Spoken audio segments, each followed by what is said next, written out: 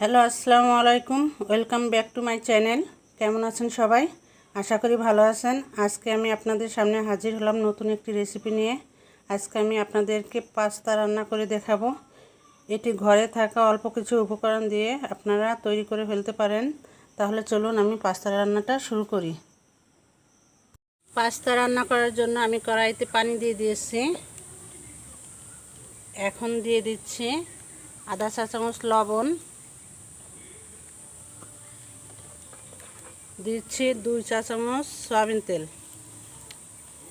তেলটা দেওয়ার কারণে একটা পাস্তা আর অন্যটার সঙ্গে লেগে যাবে না।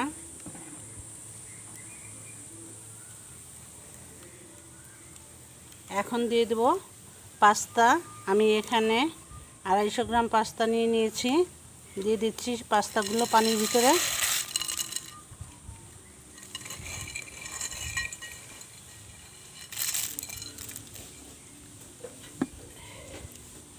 এখন এটাকে আমি সুন্দর করে নেড়ে দেব।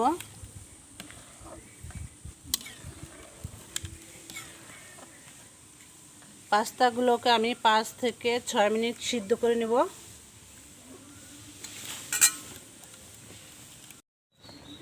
পাস্তাগুলো কখনো 100% সিদ্ধ করবেন না, এটা 80% সিদ্ধ করবেন। এটা গরমে থেকে আর 20% সিদ্ধ হয়ে যাবে। বেশি সিদ্ধ করলে এটা একটার সঙ্গে আর একটা লেগে যাবে।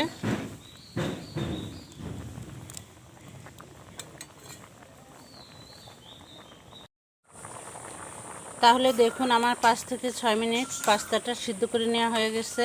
এখন আমি এটাকে নামিয়ে নেব।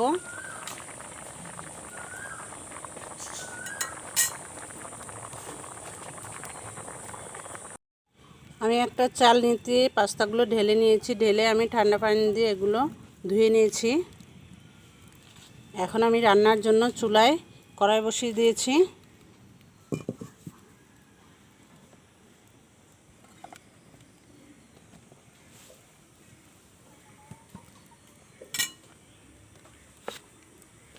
কড়াইতে দিয়ে দিচ্ছি সয়াবিন তেল।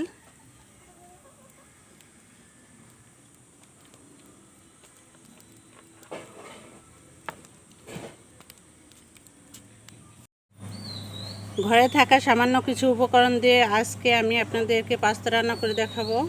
আমি এখানে দিয়ে দিচ্ছি পেঁয়াজ কুচি, কাঁচামরিচ কুচি। এখন আমি এটাকে সুন্দর করে ভেজে নেব।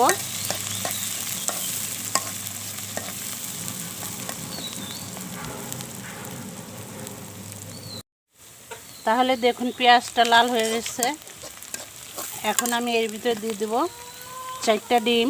আমি ডিমটা আগে থেকে ভেঙে রেখেছিলাম।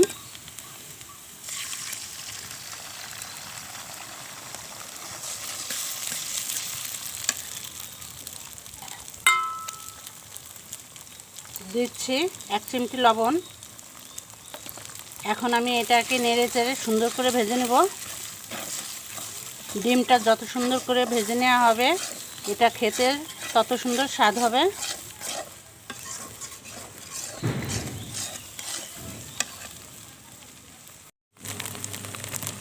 তাহলে দেখুন ডিমটা ভেজে নেওয়া হয়ে গেছে। এখন আমি দিয়ে দিচ্ছি এর ভিতরে পাস্তা। পাস্তাটা দিয়ে আমি এটাকে সুন্দর করে ভাজা ভাজা করে নেব।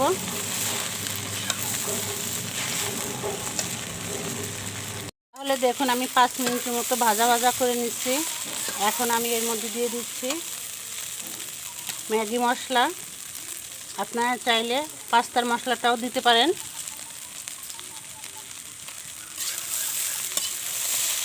এখন আমি এটাকে আরও একটু নেড়ে ছেড়ে নেব। আমার রান্না হয়ে গেছে। এখন আমি পাস্তাটাকে নামিয়ে নিচ্ছি। তাহলে বন্ধুরা দেখুন অল্প সময়ের মধ্যে আমার পাস্তাটা রান্না হয়ে গেছে। আমি সামান্য কিছু উপকরণ দিয়ে আপনাদেরকে পাস্তাটা রান্না করে দেখাইছি। এটা ছোট বড় সবাই খুব আনন্দ করে খেতে পারবে। এটা বাচ্চাদের টিফিনের জন্য খুব তাড়াতাড়ি করে এটা রান্না করে দিতে পারবেন।